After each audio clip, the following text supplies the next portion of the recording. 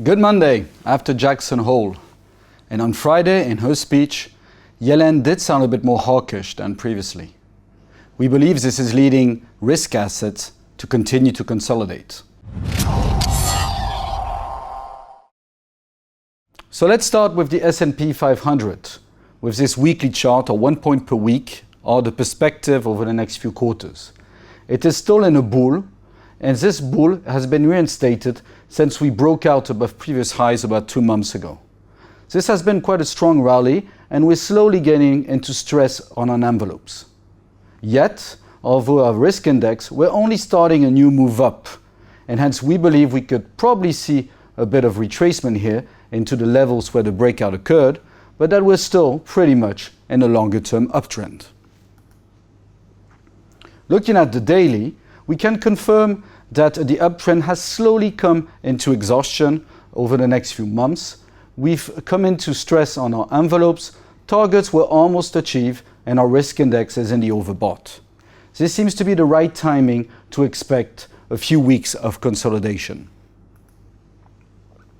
On the hourly, we could see that this consolidation is already in the making. We've pretty much reached our corrective targets, yet given what we just said on the daily and the weekly charts, we would expect prices to move below these corrective targets into impulsive territory over the next couple of weeks, possibly reaching levels towards 21.30, which is pretty much where it actually broke out a few months back.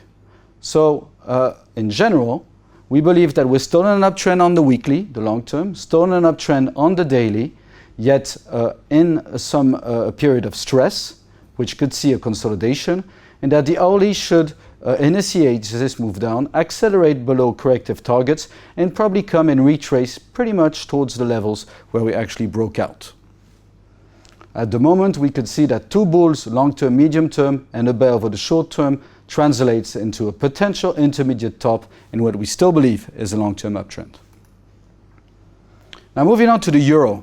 The euro on this weekly chart is still heading lower.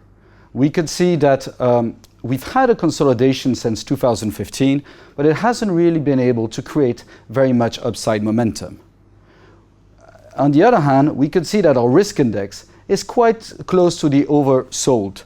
So we believe that this downtrend could continue a few more quarters, yet it's probably not going very much lower because of the stress situation that we could see materializing here in the oversold of our risk index. So it's still negative, but we don't believe that there's that much potential to the downside. On the daily, we've had a nice correction up. Since then, we've reversed that correction into a correction down. We pretty much came in July into our corrective targets and reacted up. We believe that now this move could be retraced and we could come and retest this zone below 111, possibly finding support towards 109, 108. If we were to move below 108.50, this move could turn impulsive. But we believe it's still too early to envisage this possibility. On the hourly, we've been correcting down since early last week. We've pretty much reached corrective targets, and the support is pretty much towards 111.20.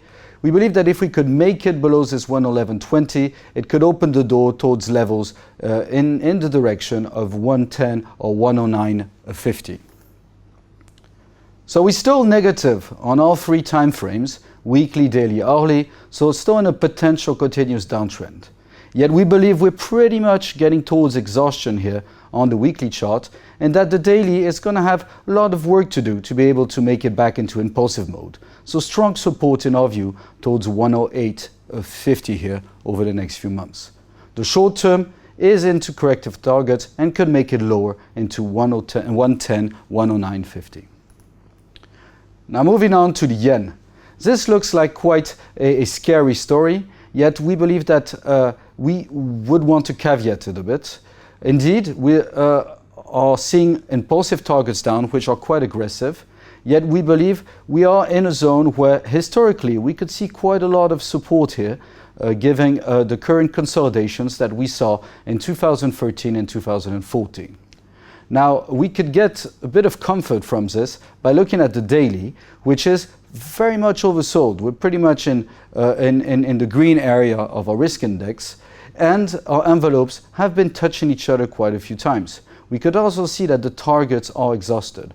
So we could expect some sort of a consolidation up over the next few weeks, possibly the couple of months here, at least.